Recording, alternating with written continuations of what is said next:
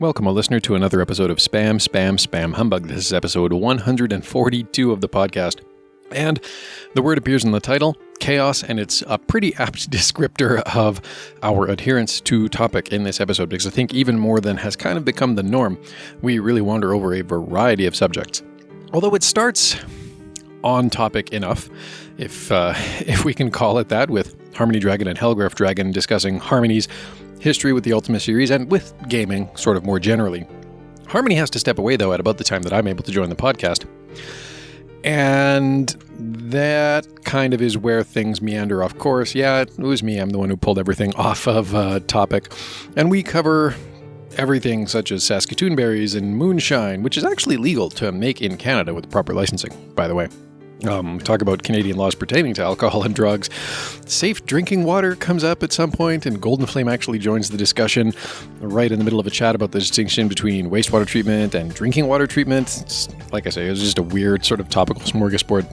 We even talk about sports for a while. This becomes a sports podcast for a few minutes before the topic shifts more in the direction that it should. We talk about board games and card games, and the development of Jean-Luc Picard as a character in Star Trek The Next Generation, before ending up with a few comments on scouting and what scouting programming may look like in the post-COVID reality. Of course, the podcast is still hosted on Anchor.fm, newer, much more social podcast hosting platform, Anchor.fm/SSSH podcast, or spamhumbug.com. If you are listening to us in the Anchor app, you can, of course, like the podcast, like individual episodes, and we do encourage you to share episodes with your social media circles as well. You can also, of course, support the podcast on Patreon. This episode of the podcast, as all episodes of the podcast, are brought to you by our Patreon backers. Patreon.com/Ultima Codex if you would like to join that cohort. And thank you to everyone who supports us and the Ultima Codex by that means.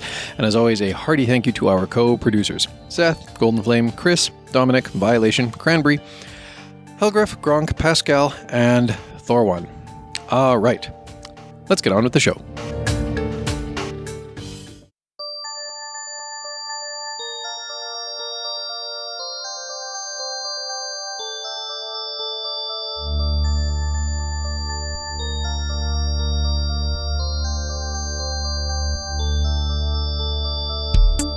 My first actual PC Ultima was U7. And that was when I was in college. Well, to be fair, that's not all that uncommon. A lot of people came in at 7. A friend of mine had this collection of Origin games. It was Wing Commander 2 without the... it did have the expansions. Ultima 7 without the expansion, without Forge of Virtue. Mm-hmm. It had System Shock. No, it wasn't System Shock. It was System Shock and Shadow Dancer. Yeah, or Shadow Capture. This sounds like one of the compilation CDs that went out at one point. Yeah, it was a box set of several different CDs. And rather than having the proper manuals, it had the copy protection information in a book. It said, if it gives you this question, answer with this answer. Mm-hmm. Which is great as long as you still have access to the book. I think it might have had them in PDF, that, back when PDF was still, a new shiny thing. I'm sure it just wasn't a text file? Like literally like a notepad file? No, because I remember the manuals, when I read them, actually having art. But they weren't physical. And that first night, I started up U7. Mm-hmm. And I learned the hard way. Make sure you put on swamp boots on everybody when you're going from Trinsic to pause. Hey, as long as you stayed in the center of the road, you were all right. But yeah, if you wanted to wander around and poke at things, yeah, probably a good idea. I mean, I ended up playing, on my dorm room, my PC I brought from home. I started after dinner, and didn't realize how long I'd been spending until the sun was coming up. And you heard the birds? Yeah. And my friends were saying I needed to get cleaned up and go to breakfast before a chapel, because I made the mistake of going to a private college. Yes. Well, I've had similar experiences, albeit not at a college, but the whole losing track of time. The next thing you know, you're hearing the birds chirping in the morning.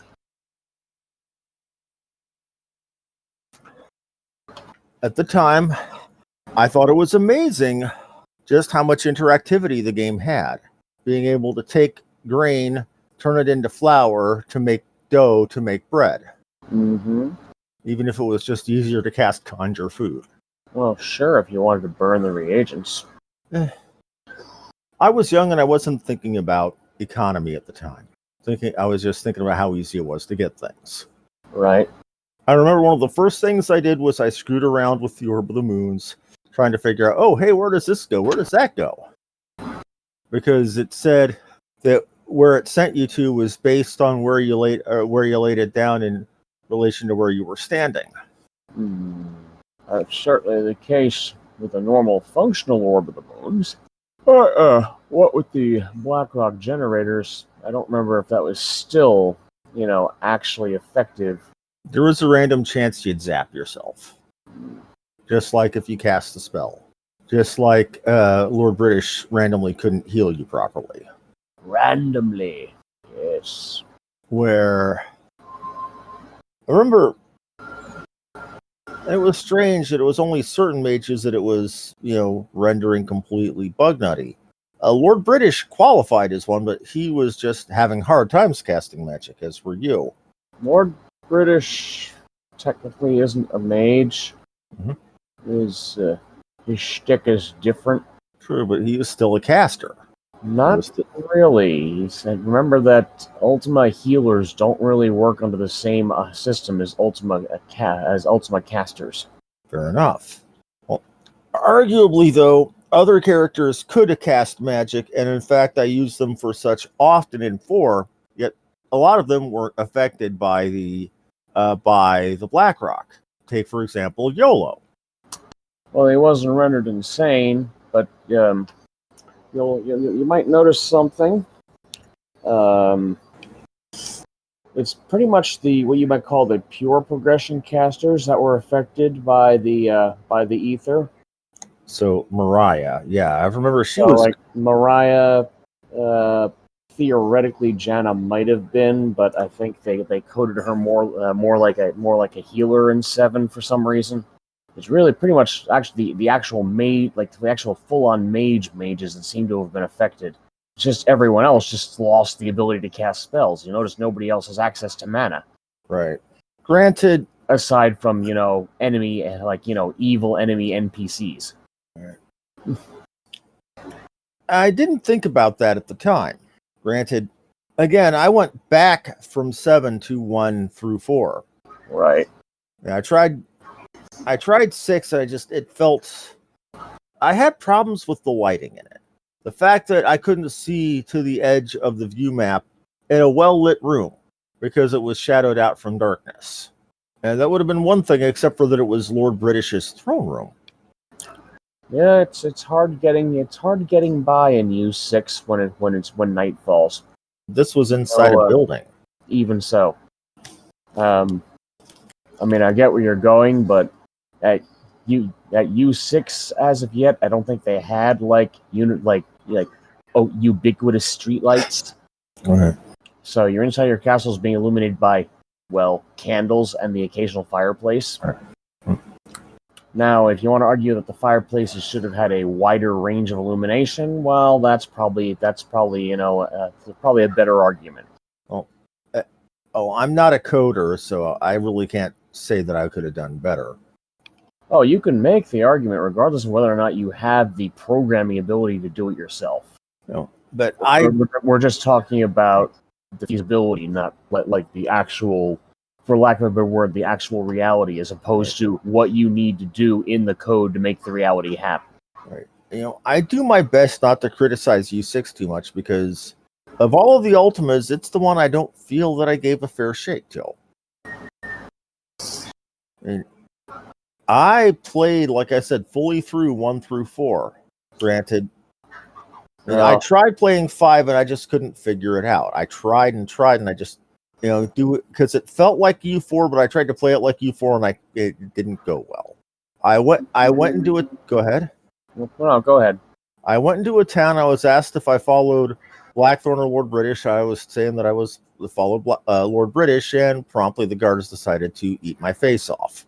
Well, yeah, it does help if you before you like were booted up and started playing, reading the book of lore, and particularly Blackthorn's little addendum in like the final pages, kind of important for getting a few concepts in your head that otherwise you're going to make mistakes like that, and the guards are not going to react well to them, and that's going to put you in a poor position. I mean, mind you, worst case scenario, rather than fighting them, just like let them send you to prison. What you'll find out fairly quickly is the prison is not terribly difficult to get out of. Well, there is that. But yeah, if you went in, you're prouding, hey, yes, I support Lord British over Blackthorn, the guy who's currently in charge because British is missing. Yeah, the guards don't take to it very well. That's absolutely true. Or if I said I was the Avatar instead of my character's actual name, well, fertilizer hit the windmill. Some people don't react well to that. On the other hand, other people do. So really, it depended on who you were telling. Right. It also doesn't help that the version of U5 I tried the first was the NES version. Oh, okay, never mind. Yeah, of all the Ultimas that transitioned to the Nintendo, well, okay, yeah, I think that one may have been the worst of the bunch. It's arguable because I think technically U6 was transitioned to the Super Nintendo, and I honestly don't remember just how bad of how reliable or bad of a hatchet job that one was. People have told me that it was a reasonably faithful port, but having not played U6 to any major depth, but that's on me, not on other people. Mm-hmm. I mean, to be fair, I got Ultima 6 fairly early on, but I didn't finish it for a long time because when I got it, I did not yet have a PC. And trying to play Ultima 6 in its Commodore iteration, even with 2 chained disk drives, the sheer amount of disk swapping you had to do was absolutely insane. My God. Yes. I had enough problems. There's a reason why that was the last Ultima that was released on any platform other than PC. I've only tried to ever play one role-playing game on Commodore 64, and that was Pool of Radiance, the old SSI Gold Box Pool of Radiance. Right. I'm well familiar with it. Having played the PC version, after you installed it, you didn't really need a disk swap. You just needed a disk in the drive, and you were good. Yes, because hard drive. And there was only really like 2 install disks, if memory serves. It may have been, yes. But go ahead. On C64, it was like 4 disks, and you needed to swap from them regularly. Like, in between making each character, if I remember correctly, you had to swap disks each time you made a character to save that character, and then go back to the character creator, which was on another disk. That might be true. I honestly don't recall at this point. It's been quite a while. Right. But I remember the graphics being somewhat higher quality on C64 versus PC, believe it or not. Oh, I believe it. The C64, if your IBM was CGA or even possibly just EGA, yeah, it probably looked better on the C64 than it did on the IBM. When they got to some of the later gold box titles where they actually went full VGA, that finally changed, but and apparently some of the old VGA ones did actually go on C64. I'm going to have to look up screenshots to see how painful that was. C64 did see most, if not all, of the gold box titles. Whether it was the original series, whether it was the Kryn ones. Pretty sure they had Gateway and Treasures of the Savage Frontier, which are actually some of the last ones that were released. Oh, okay. I did find C64 side-by-side comparisons of the PC versus the C64 for Savage Frontier, and it the VGA didn't translate well to C64. No, I'm sure it didn't. So that has me finding myself wanting to play the Gold Box games again, except for I realize I would be spending more time save scumming max HP at level up than I would actually playing the game. You could do that, yes, or you could just break down and download. I think it's called Gold Edit, and then basically just manually set your character's hit points using the cheat program after you level up each time to save yourself that trouble. I mean, if you're gonna, yes, you're using a cheat program as opposed to doing it authentically by constantly reloading and save scumming, but it's just a different flavor of cheating, really. True. I mean, to be fair, though, I was also one of the ones who swore by not actually lowering the difficulty and playing the games on the difficulty that they started at. Yeah, but that's an entirely separate issue. That brings back some memories, though. Because growing up in a small rural Missouri town, there was very much in my younger days, the satanic panic. Yeah. But let's not open that can of worms more than we need to. That being said, though, is my mother was afraid of me playing them, not because of anything evil or anything, but more she was afraid of me being caught playing them at school, like Dungeons and Dragons at school, and getting in school trouble because because all that nonsense. Yes, right. Well, one day a friend lent me a copy of Pool. Well, actually, no. My first Gold Box game wasn't Pool of Radiance. It was the third game, Secret of the Silver Blades. Right. They gave me their install discs for it. That is, their install discs, not their manual. Not their character. Right. So I was having to, knowing just a couple of the words, pray that I got those words every time, and playing the game without the manual. Right. Yeah. Well, it wasn't the manual so much as the code wheel that was the copy protection mechanism. Yeah.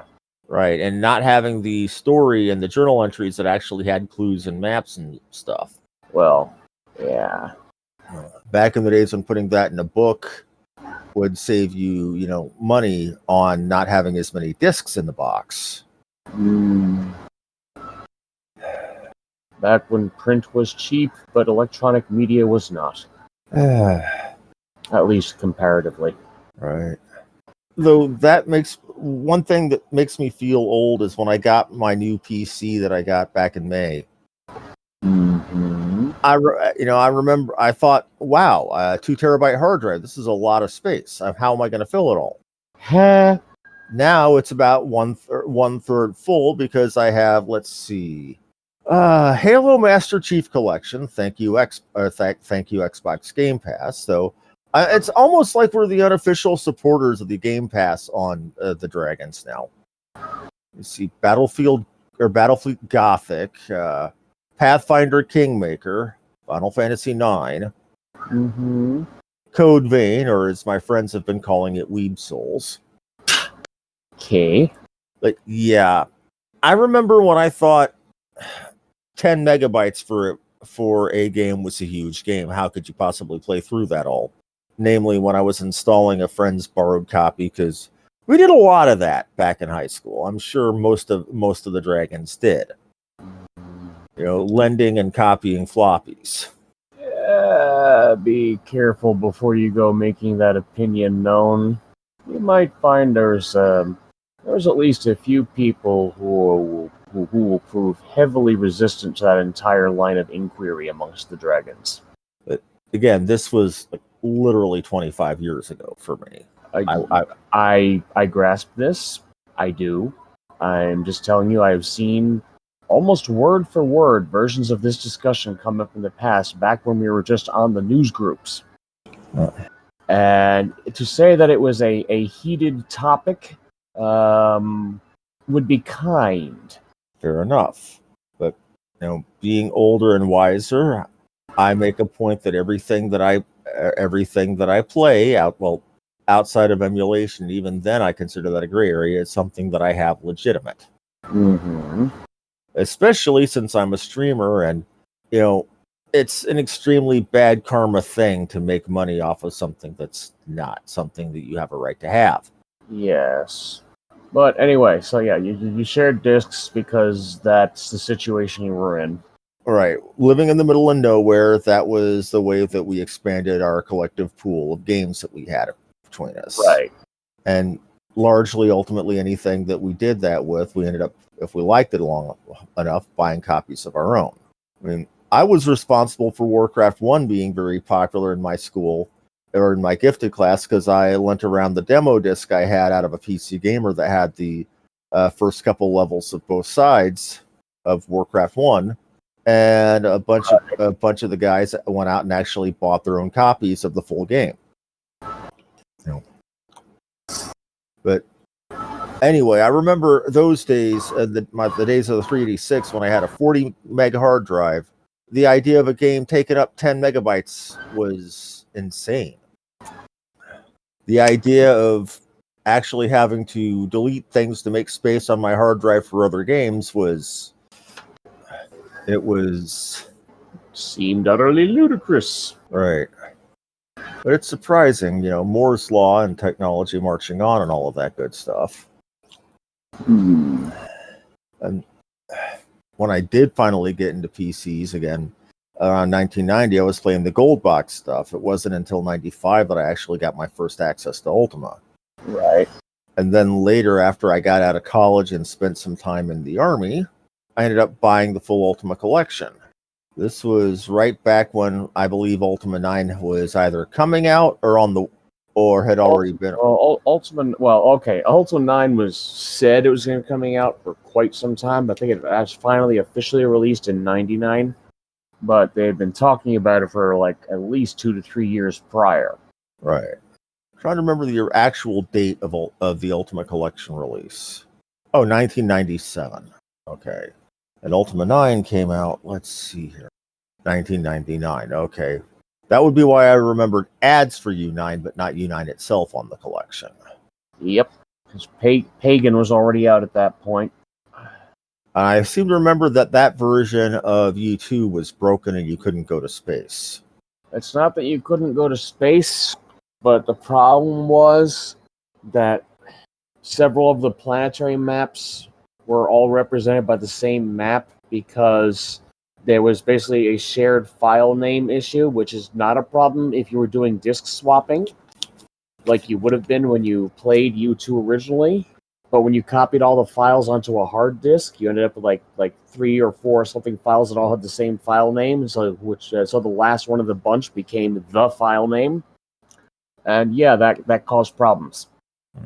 But I remember that collection specifically because I actually had a chance to play a Calibeth. I'm thinking, ooh, the very, very first Ultima before there was Ultima. Yeah, I played it. The proto. And I sucked at it. I would get down to I would get a few monsters killed for Lord British, and then I would go back and ultimately get myself overwhelmed and die every single time. Calibeth just never held my interest long enough for me to try and complete. And I still remember an interview with Lord British saying that the entirety of the code for a Calibeth became the dungeon code for U1. Wouldn't surprise me. There's definitely extreme similarities. Well, it's not like I'm doing anything else at the moment, but if you want to scatter, that's you. That's all on you. My current project for streaming has been getting through playing the slow way through the entire Final Fantasy series.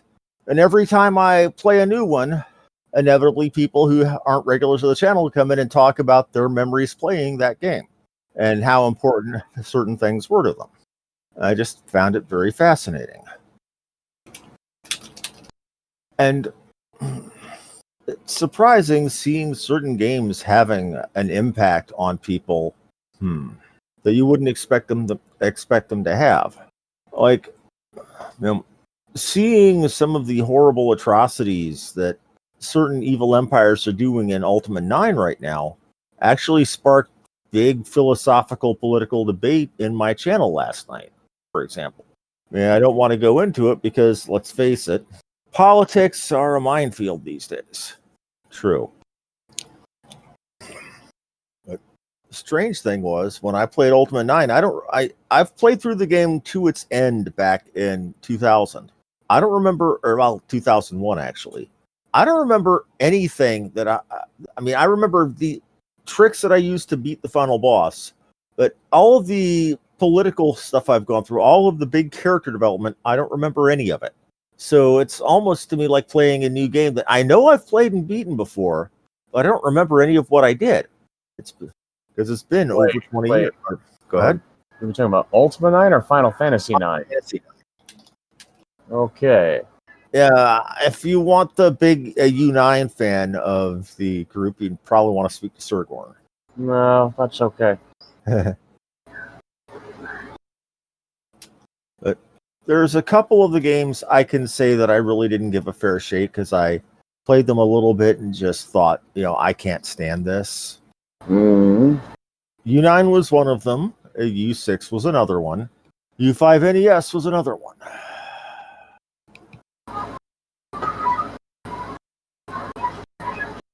I'll be right back. Was that a kid in the background I heard, or was that here?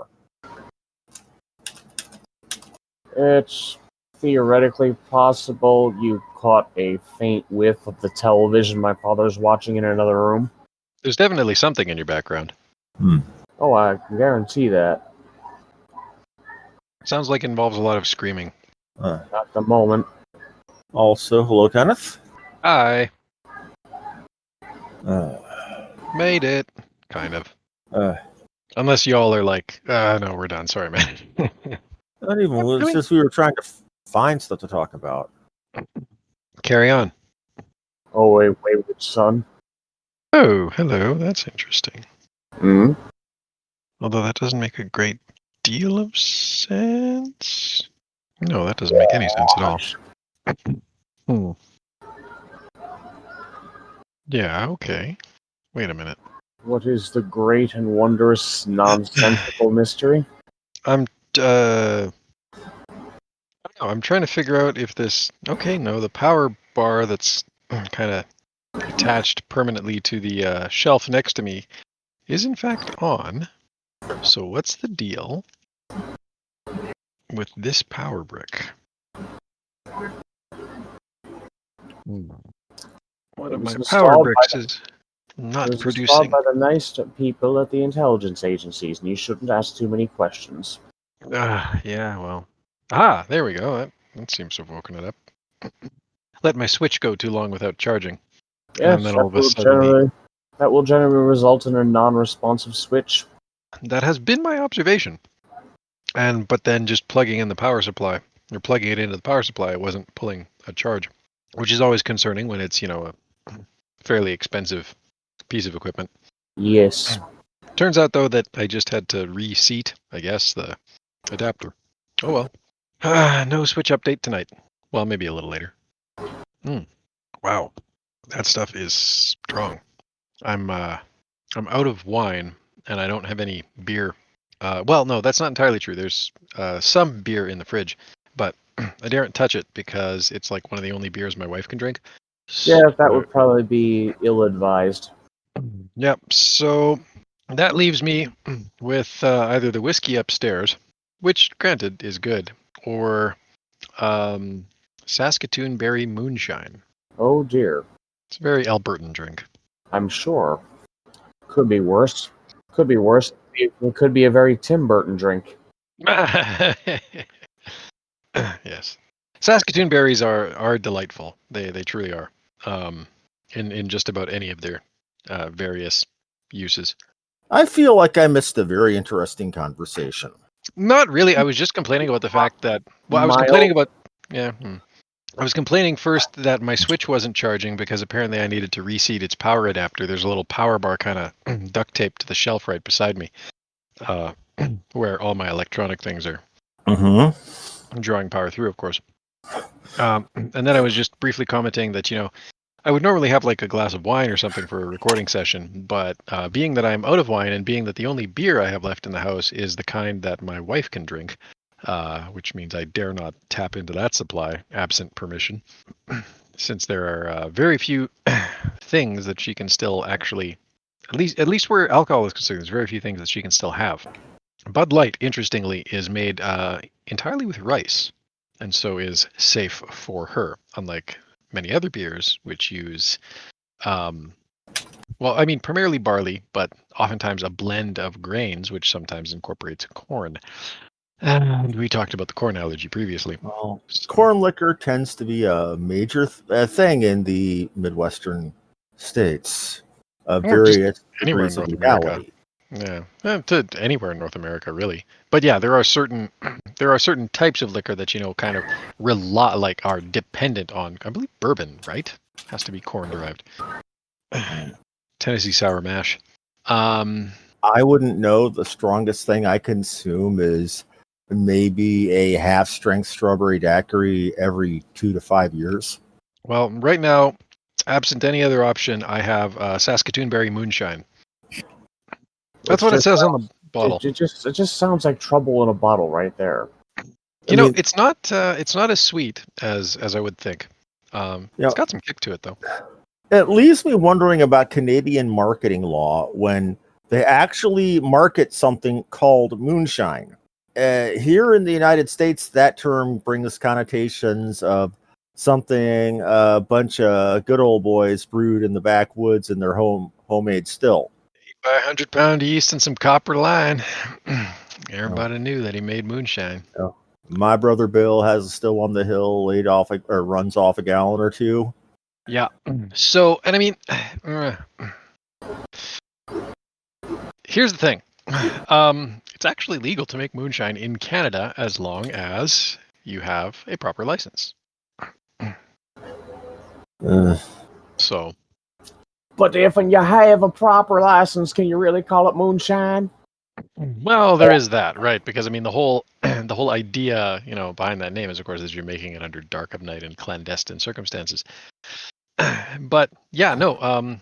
Strictly speaking, basically in Canadian law, the act of making a mash, any kind of mash, is not illegal in and of itself. Now, having owning a still for the purpose of distilling said mash is illegal unless you have obtained the proper permits for the still. That said, that only applies to alcohol. If you're using the still for water distillation or essential oils, because hi Karen, then you're fine. You're good to go without a permit. Just if you start distilling alcohol in it, then you need obviously to have an appropriate permit. Dating myself and outing myself as a former user of certain green smokables. What? They're mostly legal in the honestly, U.S. and entirely legal here. Not where I live now. Well, I said mostly. And not at the time where I was. I wouldn't even say most of the U.S. at this point, honestly. Not yet. Okay, fine. Anyways, go on.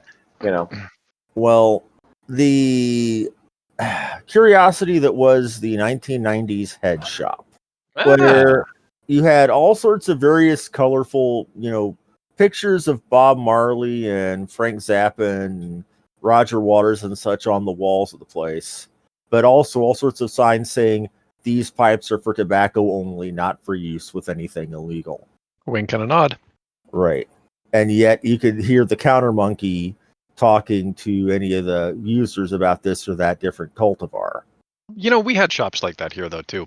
That were, I mean, yeah, there were I can think of at least 2 or 3 shops, one in West Edmonton Mall, for that matter, I think, that, yeah, I mean, if you were the sort who was in need of, say, a bong or, pipes of various type, there was a place that would set you up. And yeah, I mean, before marijuana was legalized here in Canada, they would have had similar signage, Right. But, and I mean, to the degree that they need to, they still do. Right. Don't necessarily, I can't think of anybody who actually buys a bong for the purpose of smoking tobacco, but there it is. Well, the whole talk about declaring a still for use for water only when anybody who could who has experience with distillery could look at it and know better. Oh, sure. I mean, people do distill water. Like that's a thing that some people are quite enthusiastic about.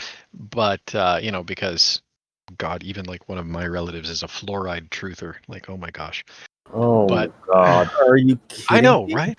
No, I know, right? Like, just like seriously.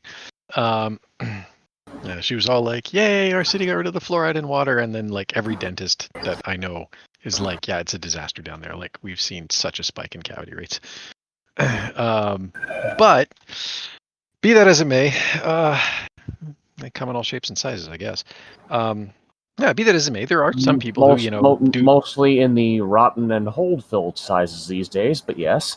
Yeah, well, or like the other one that I like to tell is people. The hospital's here.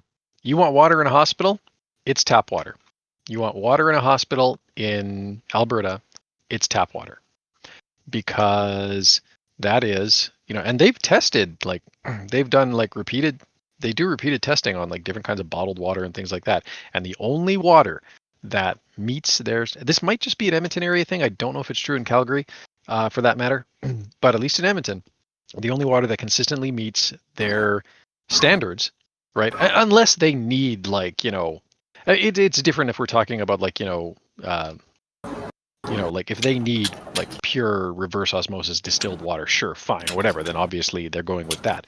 But, in general, the only the water that is that consistently meets their requirements for, what, like bacteria content and all the rest, blah, blah, blah, is tap water. Is the water coming out of the taps here, right? Funny thing is, I thought most bottled water was tap water. Well, at least around here, if you buy Dasani, it's Calgary tap water, basically. Or at least it used to be. I don't know if it still is. So yeah, I mean, in a way, yeah, bottled water is just somewhere else's tap water that they're selling to you where you are, and that's fine if it's Calgary that's doing the bottling, and less fine if it's Detroit. But oh, you don't want lead?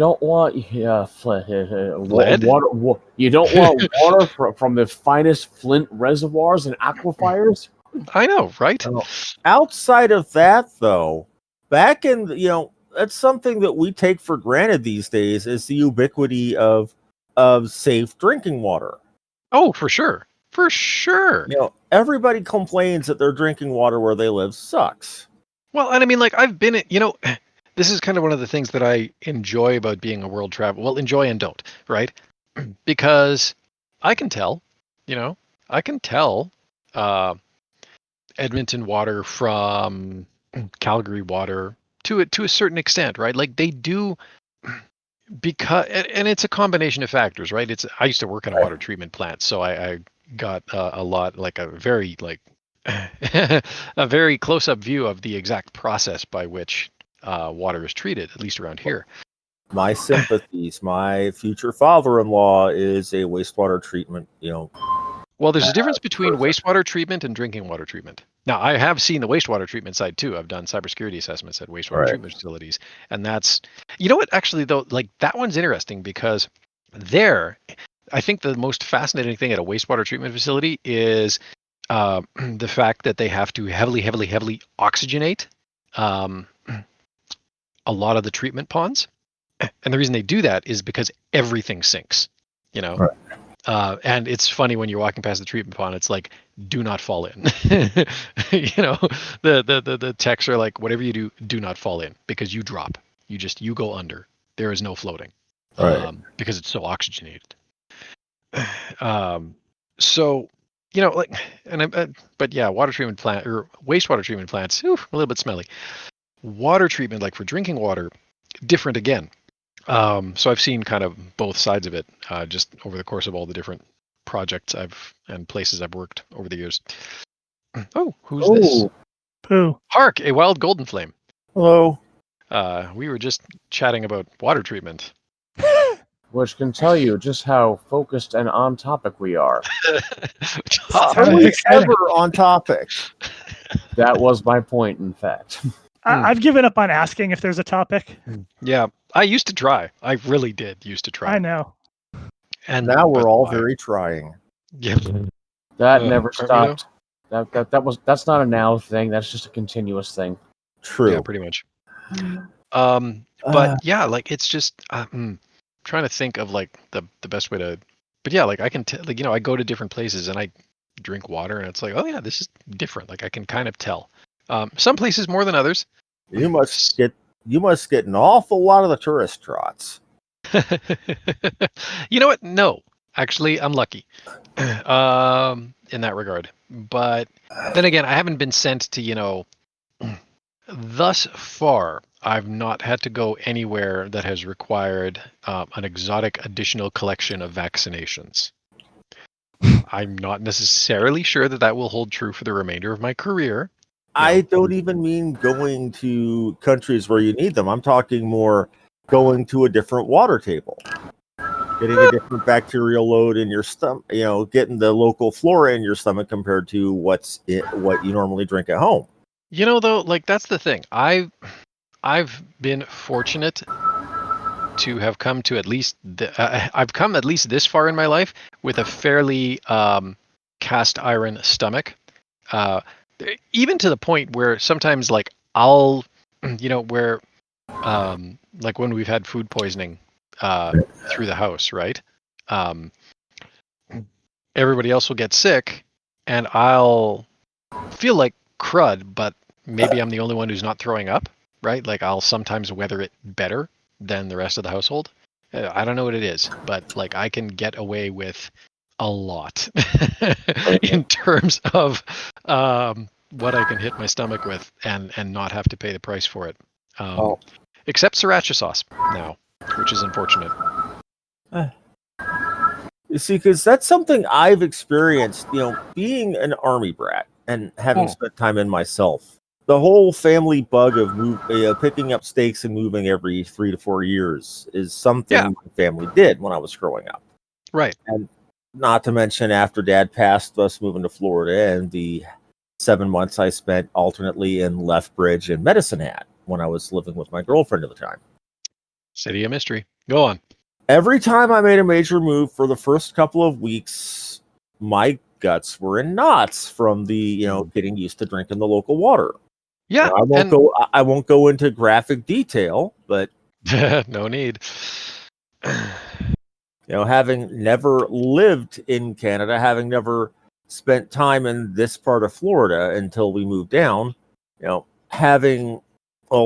again, it's surprising how much the drinking water, the quality of the drinking water can change. I mean, I even had that problem moving from the rural well we had, because we had a well where I lived in growing up in Gainesville, Missouri. But then I went to college in Bolivar, Missouri. And the water there is horrifyingly bad. Go ahead. No. You finish your thought. You just said something that I want to follow up on, but go finish your thought. That to keep the water to where it's fit to drink, they have to put so much chlorine in the water that you go in to take a shower. After 5-10 minutes in the shower, your eyes are stinging like you've been underwater in a heavily chlorinated pool. Yeah, like you've been in the swimming pool. And they, because of that, it really threw off the composition of various things that relied on the drinking water, like, say, fountain drinks or, any kind of drink that relied on tap water. Oh, yeah. That I have experienced. I have a story about that. Well, anyway, and it was so surprising to me that because they ratcheted up the amount of syrup in the fountain soda fountains pretty much everywhere across town to make up for the fact that the water was so heavily chlorinated. Chlorine cola. Well, like you're definitely onto something. So my wife's hometown now actually gets water from Edmonton, but that's a fairly recent development. And I can remember like when I was first dating her, we'd go out to visit her folks, and the tap water there was well water, somewhat treated, not particularly heavily chlorinated, but like it definitely It definitely had an odd smell and an odd taste. And but yeah, like I remember going to events or even like to the bar, and you order something that has to, yeah, it's like a syrup, like you order a pop, right? And it tastes kind of funky because it's got the local water mixed in. A lot of iron in the water, which is the funny story. And then I'll go on to the other thing that you twigged my memory on.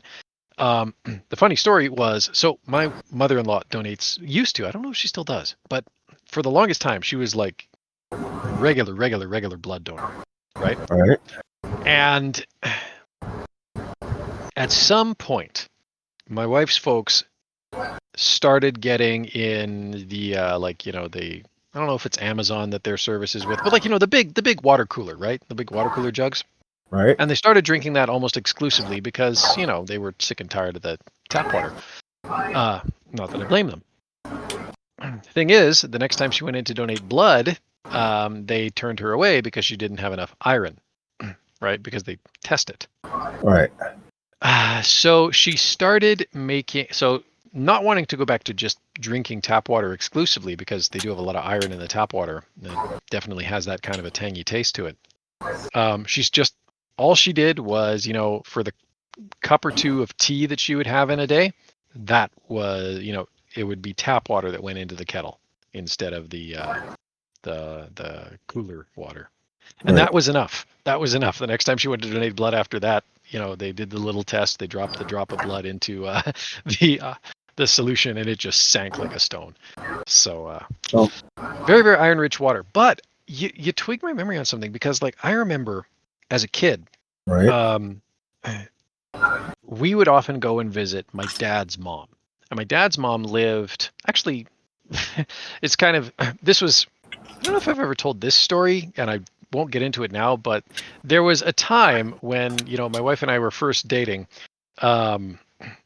where we had to pause and actually work out exactly which people we were related to in this one particular town, just to make sure that the names didn't line up. Because it turns out that a lot of my wife's, and I know you've made so many jokes about the limited number of surnames in your area, Harmony. Yeah, and say no more. But it turned out actually that like a lot of her relatives were basically my grandmother's like circle of friends. It was really kind of cool, actually. Like there was this connection that we didn't even know existed. And I'm pretty sure that, all the times I went and visited my grandmother, and we went and like played at the local park and there were other kids there, I'm sure that on more than a few occasions I wound up just playing alongside the girl that I would one day marry without even realizing it. But when we went there, and we went there fairly regularly, every couple weekends or so, the water, the tap water was well water, although it was pretty good as well water goes. But I remember that my grandma always had this big cooler just sitting on the counter right when you came in the door. And like that was kind of just if you needed a cup of water, that would be where you would serve yourself from, right? Right. And I remember pretty much every time we went there, there would come, one point where my dad and me would hop in the truck and we would drive up the highway to this little point just before you cross the North Saskatchewan River, and you park on the side of the road and you hop out, and there's this culvert just spewing, just pouring out water, and we would fill the jug right from there. It was like a natural spring that was emptying out into the river. And that was the drinking water that my grandma had. And I don't know, maybe that has contributed to my ability to be hardy at changing water tables as frequently as I do. And I will admit I am partial to well water versus city tap water. Well, there's a difference between well and spring water, but yeah, I take your point. Because every time I've ever had to drink city water, if it didn't taste like chlorine, like I was drinking pool water, like in Bolivar, it felt like it always had a very strong metallic taste to me. And It didn't matter what city I was in, or what state or even country I was in, tap water always tap water off a municipal water supply always tasted metallic to me. Well, especially if they're using aluminum to soften it. Or alum, as the case may be. But I wonder what you would think of Edmonton water, because like we got rid of the aluminum content in the water a little while back, I think. Well, having had a girlfriend who grew up in Calgary, I never really heard anything nice about Edmonton. It's funny. Well, the feeling's mutual. Coming from America, and again, this is, I guess you could call it positive prejudice here. Sure. Every almost, rank and file, to a person, my time in Lethbridge and around the Calgary area, everybody felt universally nicer than I was used to living in the United States. Well, Sure. At least living in rural Missouri and rural Florida. Except if you brought up Edmonton or hockey, specifically Edmonton hockey. Yeah, well, and it doesn't just extend to hockey, right? Like, I mean, well, but like it's the two major cities in the province, right? And they have essentially the same collection of sports franchises. The big hockey team, there's the CFL teams, right? And everything. Well, although it is a little different with the CFL. It's a tiny bit different with the CFL. I have to admit, I don't really know the difference between NFL and CFL football. NFL, smaller fields, and you get one more down. Oh, so CFL, Canadian football, you only go for 3 downs? Yep. And the field's a bit bigger. Huh. Metrics. Yeah, we play on hard mode. Well, to be fair, I've actually watched Canadian rugby being played compared to American football. And I find myself seeing in major games, even in playoff and even the Super Bowl, people coming off the field for, like, say, a sprain or a very, very minor injury. Where I remember and people saying that it was an old rugby saying, "It's all fun and games until someone loses a testicle, then it's a sport." Well, and like there's something to that, because like, I mean, there, with the exception of hockey, because reasons, it really is. Someone's moving around upstairs. I gotta go look at that. Fortunately, I'm wearing my headset, so I can just walk. I mean, it's not like they're sleeping in front of a rock sliding across ice or anything. No, but yeah, I mean, like hockey does tend to just be quite violent, and even at the minor league levels. Okay. Well, when I worked for, it's been 5 years, I suppose I can say. I used to work DirecTV work at home. I was one of their escalation departments. So if one of our agents, I was the one who was trained to, in a very polite and business-like formal way, telling people to go screw off. Know that I wasn't going to give them like hundreds of dollars of stuff for free.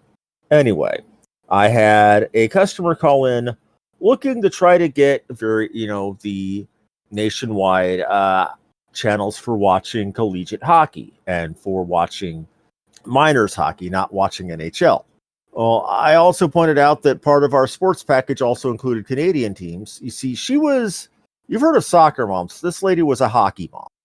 And all her kids grew up playing hockey. She was from the north of the United States. Well, I told her that if she was that interested in hockey, one package I had that I could provide her also involved a lot of Canadian hockey. And she said, no, they play goon hockey up there. They're violent. And was specifically somebody who complaining that Canadian high school and collegiate hockey was far more violent by comparison than American hockey. I think it is, actually. See, now, my major experience with hockey is not from actually playing it, unless you count Mutant League Hockey on the Sega Genesis. And the whole point there was to kill other people. A good solid sport, that. It was all to get into fights.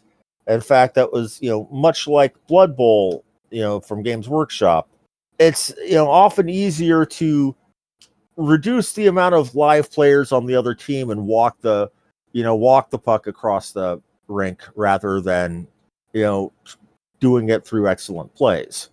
So my knowledge of actual hockey is admittedly very limited.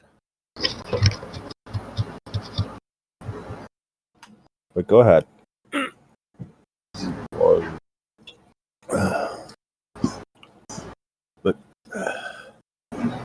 And so, not really being much of a sports fan, though, something that surprised me, having had to at least fake being a sports fan in high school, was the fact that at least in Commonwealth countries, the violence is not happening on the field, it's happening in the stands.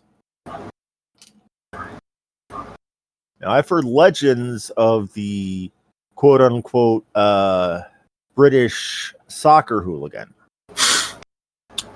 In fact, I remember one Games Workshop description of the way orcs spoke in Warhammer, that they were meant to be the soccer hooligan stereotype writ large. Yeah, there's something to that. I was gonna the point that I was Go ahead. teasing when I mentioned the so yeah, within hockey, the principal rivalry in Alberta is Edmonton versus Calgary, and that is what it is. In football, it's a little weirder because in football, the rivalry is between Edmonton and Calgary, yes, but also Edmonton and Saskatchewan.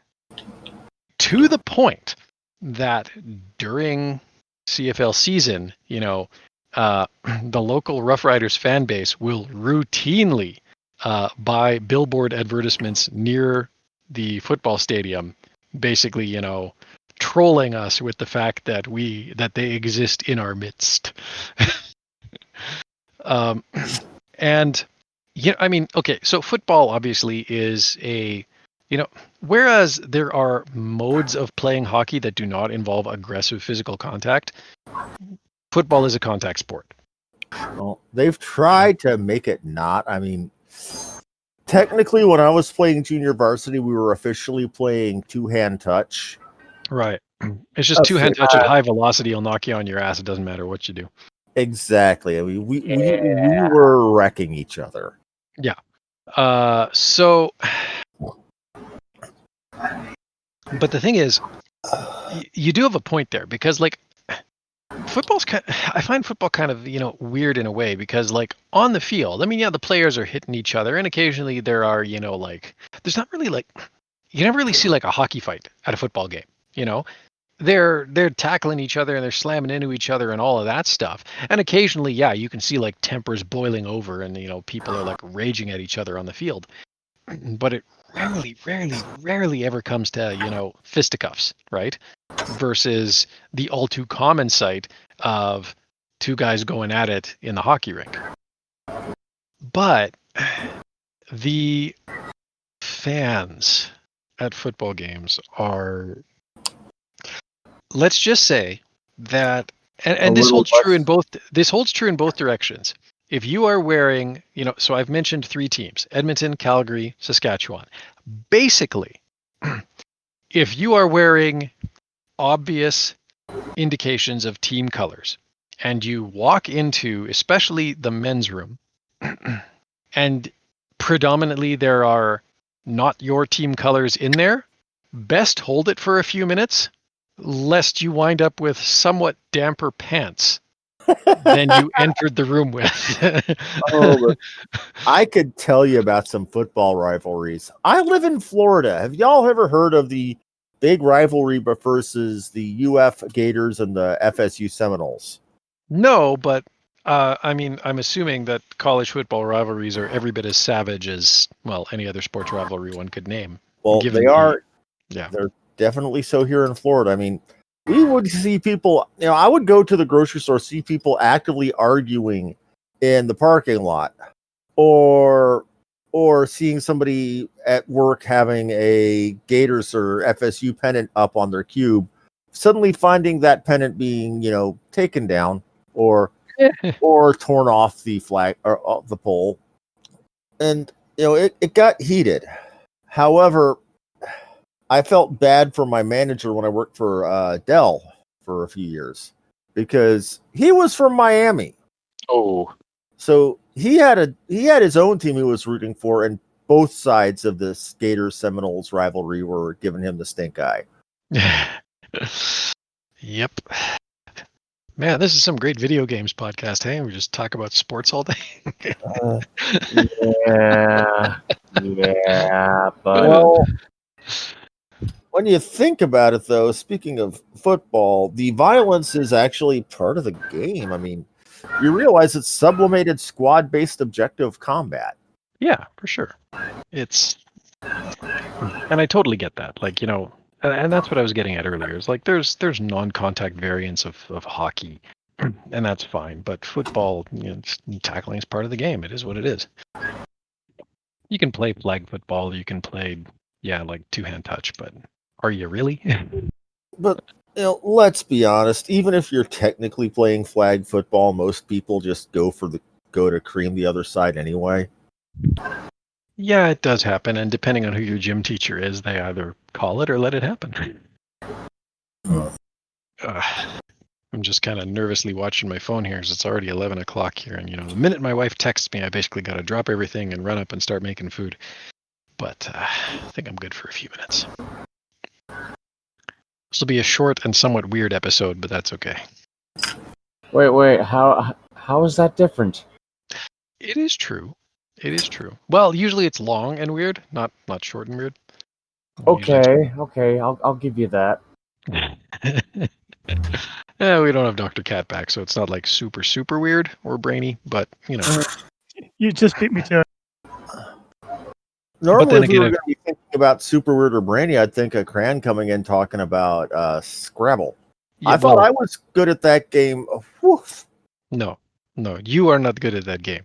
You may think you are good at that game, but Cran is good at that game. But some people are just operating on a whole nother level.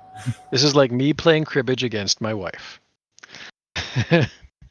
You're going in, you're going to get beat. I don't try to win at cribbage. I just try to cross the skunk line. If I can cross the skunk line before my wife gets to the end of the board, I have achieved my objectives, and in my mind, I have won.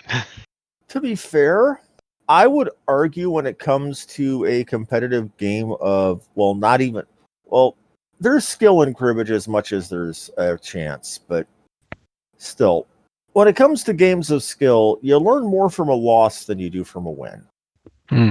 At least that was my belief back when I was in the competitive tournament chess scene. And there's a lot of truth in that, because especially in chess, right? Like you can observe the moves your other opponent is making as they are kicking your ass with them. Right. And you can sort of develop with cribbage. Honestly, the thing I find the most educative about cribbage is, and my wife just introduced this to me not too long ago, but it's basically it's the low points variant of cribbage. So the idea is that rather than try to get the most points in a round and advance as far as possible along the board, you want to get the least number of points possible, right? The idea is basically the loser is the first one to reach the end of the board. And well, that's different, I'll certainly grant. Yeah, right. So you're still playing cribbage by all the other rules. It's just that you as the player are trying to accumulate as few points as possible in any given round, while also delivering as many points as possible to the opposing player. Now, in theory, I should be able to grok this because my family, our game was hearts. And, hearts is cutthroat points, right? And yet you let off with in theory, which leads me to believe. Yeah, in theory, but yeah, in practice, my wife still wins, because either I'm that bad at cribbage or she's that good at cribbage. But I did find that playing the low points variant was more educative for me in terms of like all the different ways that you can score points, because damn did I find all of them. I got the runs, and I've got the the sequences of cards, right? So you get They make a you know, medicine for that, you know.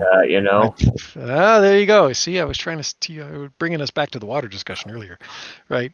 Like, you get the sequence of cards, right? Or, all the different ways of adding up to 15. Or just like, I'm very, very good at doing, I'm very, very good at doing whatever it is I need to do to not win at cribbage. Right. So when we're playing traditional cribbage, I'm very good at getting like almost no points in a round. And when we're playing with these modified rules, man, I find ways to get points that I didn't even know existed 5 minutes ago. So yeah, that's a thing. But yeah, it is generally speaking, watching someone kick your ass and watching the moves they make, there is a lot of education from that. Which is why my sister doesn't like playing hearts against me anymore, because once I figured out what her tactic was, once I figured out like all of her different strategies, I basically just set myself up as the chaos monkey that existed. I'm just going to screw this board. Yeah, pretty much. Well, have you heard of the chaos monkey? Not specifically, but I'm pretty sure I grasp what you're getting at. It's not my own term. It's not my own term. When I hear Chaos Monkey, actually, I think The Legend of Sun Wukong. No, I'm thinking of Netflix. Okay. Netflix basically built let's call it a utility. I think they open sourced it a while back, called Chaos Monkey. And since then, there have been several other monkeys that have been added to the stable of utilities, automated utilities within Netflix's environment, within their infrastructure. What Chaos Monkey does is basically, at random intervals, messes up part of Netflix's infrastructure, just like randomly breaks crap. This seems counterproductive. In production. Okay, not just like while Netflix is actually live, it's breaking stuff to test. Yes, Chaos Monkey just wanders in and starts breaking stuff in production. Because what that does is it basically Netflix, if you need coders who can build resilient systems with phenomenally fast failover capabilities, Netflix is like the incubator for that. Right? Because everybody who works at Netflix anybody who's doing the tech side at Netflix basically has to be able to build infrastructure and build applications and build services with Chaos Monkey in mind, right? So that when inevitably something gets wrecked, everything just fails over and keeps running. And then they can go and, fix whatever Chaos Monkey broke. But that became my play style for my sister, and unfortunately, it really threw her off because she's like super, super analytical. So she doesn't like playing against me anymore because like literally I'm just there to like I'm the guy who's like, you know what, I'm just gonna take like 1 point this round just so you can't get power. Well, I'm not playing to win. I'm playing to stall. Pretty much. Well, that's actually very interesting that you mentioned that. Who here are fans of Star Trek? I assume most of us, but go on. Well, who here has seen as part of the rather painful second season of the Star Trek The Next Generation? Are we talking about the episode where Data played against that one guy? Yeah, and rather than playing to win, Data played to tie, to stall.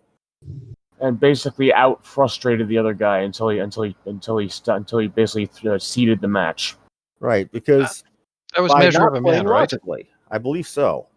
Yeah. It was during the I didn't watch the series. Yeah, I didn't watch the series regularly, but I do recall this specific episode. I watched pretty much every Trek up until Voyager came out. You could argue that Measure of a Man is where Picard as a character actually starts, right? Like Picard as the character that is, beloved by us and central to this now new series about him that CBS is producing. It's really, I think, at Measure of a Man that Picard, as we understand Picard, starts. Some people would argue that it's best of both worlds, but Sergon Dragon makes a very good point, which I agree with, that it's really Measure of a Man. That, sort of, it's the first time we see not just Picard the captain, but Picard the character who is developing into something. Well, I'll give you that. However, I would argue that one of my favorite Picard episodes would have to be the Drumhead. It's not a bad episode. And of course, the Wesley. I can't remember the name of the episode. The two-parter where Wesley was in the academy, and they found out that a group was lying, or that the team was lying over how their classmate died because they were trying a very dangerous and illegal stunt. Yes. Now that was a little bit later on in the series. That was what, season 5? I think so. And funny fact about that. So the lead guy in the squadron that Wesley was part of was Nicholas Locarno was the character's name. I can't remember the actor's name. But the actor went on to play Tom Paris in Voyager. And initially they actually wanted to have Locarno come back instead of creating this new character, Tom Paris. But that didn't work out for various reasons. But they brought the actor back. Robert Patrick Harris, is that who? Right. Robert Duncan McNeil. Robert Duncan McNeil. Sorry, I'm conflating different actors. I have a friend who I met playing City of Heroes who actually was his photo double for Voyager. That is awesome. And did a lot of non-speaking roles here and there in various Trek, and even in B5 and such. But he was mostly just doing the background parts. He didn't have speaking roles. Though, there's a reason for that. Someone was pointing this out, and actually, I learned this as a result of the Voyager episode, because you'd have to pay them more. Exactly. If they say something, you have to pay them more. And the reason I found out about this was because he's like the current ruler, or maybe like a former ruler of the state of Jordan, has a non-speaking extra part at the start of a Star Trek Voyager episode, because he was in the US and he was touring the Paramount Studios lot, and they were shooting whatever episode this was, and so he's right in the intro speaking to Harry Kim. Or, well, no, Harry Kim is speaking to him. He just kind of nods. But the thing is, it's a very awkward and somewhat obvious thing. It's like he should really be saying something, but he doesn't. He just kind of nods and then walks off. But the reason is, because, the various rules and union requirements are that if they have a speaking part, then their compensation is this much versus if it's just a walk-on part. Huh. Yes. I just looked this gentleman up. You're right. I can't remember if he's the current ruler or former ruler of Jordan, but he's the current Star king. Trek fan. Yeah, the current king. Okay, cool. Yeah, big Star Trek fan, apparently. Can't remember where I read about that, but I was greatly amused by it when I discovered it at the time. But I met the gentleman playing City of Heroes back in the early mid-2000s. Nice. That's a good place to meet people. I missed that game, but I know it's technically back with the Homecoming servers, and while it does have the same feel, and it's a game as I remember it, the ephemeral nature of the fact that it's not legitimate servers worries me about its permanency. Yeah, well, I mean, the thing is, like, you're not wrong. You're definitely not wrong. Although, like, that almost seems like kind of a special case, because, like, even the developers were kind of, I mean, officially they can't be like, yeah, we're totally on board with this, but practically speaking, I think a lot of the people who worked on City of Heroes were kind of like, you go, guys.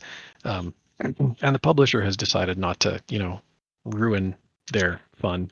So that's always nice. Well, the publisher has cracked down a little bit, but largely because people were filming themselves making Marvel Comics knockoffs. Yeah, you gotta.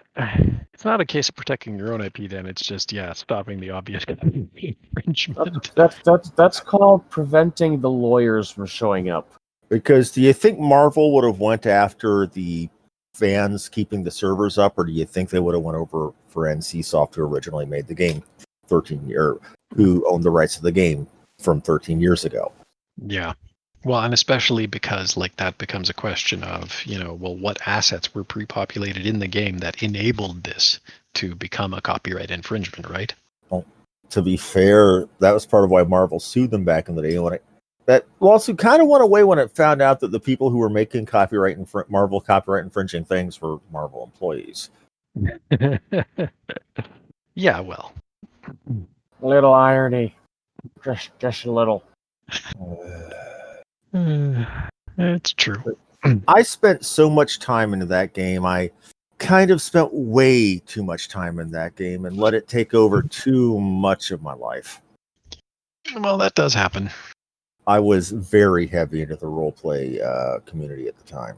And when I got out of that, I realized that not only was the roleplay community in there very insular and toxic, but I was a contributing factor, and that wasn't I was being a not very good person at that time.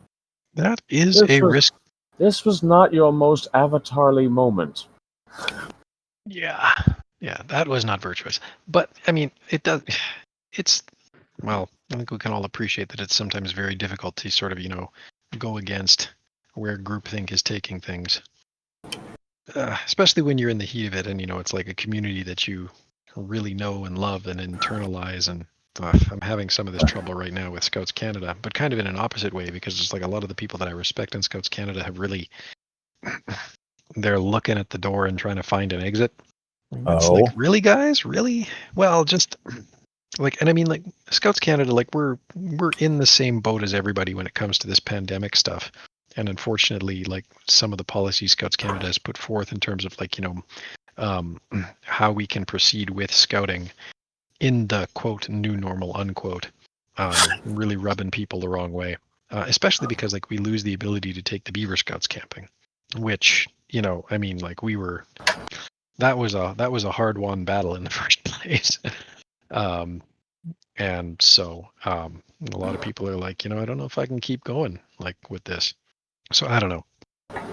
And it's like, well, I want to disagree with you, but at the same time, I'm finding it really hard to, because, you're not technically wrong. I just don't know if quitting is the right answer, but oh well. Huh. But I mean, like we did have, our group took a big hit in terms of participation when it came to like a lot of this virtual meeting stuff, right? Other groups didn't suffer that at all. But though, now that I think about it, maybe that's because like the big feedback we got from parents was like, well, we don't want our kids like glued to a screen to do their scouting activities when they're already glued to a screen for a couple of hours a day doing their schoolwork, which fair. But then like, the groups that I know that had a lot of success moving to quote a virtual scouting unquote were Ontario based, and in Ontario, of course, the teachers union basically clamped down on any kind of online learning delivery, right? So, whereas my daughters routinely had a couple of hours of classwork to do online on any given day, students in Ontario might have had like 15 minutes at most, because the most the teachers could do would be just, send out an email and saying like, well, just make sure they're reading a little bit and here's some math problems. So fun. But so maybe they, not being burned out on screen time after a day of schooling, had much better uptake when it came to then hopping online in the evening to hang out with their friends and beavers and cubs and whatnot. If you want to join the Ultima Dragons, you can do so at udic.org, where you can choose your very own dragon name. You can also find the Ultima Dragons on Facebook. We have a Facebook group there. And you can follow at Ultima Dragons on Twitter, or join them on Discord. And if you're feeling really old school, you can even fire up a Telnet client and check out the Weremount. Hit up the show notes for links to all of these. If you want to participate more directly in the podcast, you can send us an email, or if you're feeling a little bit braver, leave us a voice message in one of 3 places: the podcast website, our Facebook page, or on anchor.fm. And you're also welcome to join us on our Discord server to chat with us, to lurk, or even contribute to podcast recordings when they happen. And again, links in the show notes. If you'd like to support Spam Humbug, you can do so at patreon.com/ultimacodex, where for as little as $1 a month, you can get access to episodes the day before they go live to the general public. You'll also get access to behind-the-scenes audio when we have some to share, and possibly other interesting content. But we also welcome your moral support. You can like the Ultima series on Facebook, follow @UltimaCodex on Twitter, or leave the podcast a review on iTunes. And you're also welcome to share our episodes with your friends and social media circles. Spam Humbug is a production of the Ultima Codex. You can find show notes online at spamhumbug.com. Thank you for listening, and until next time, be virtuous.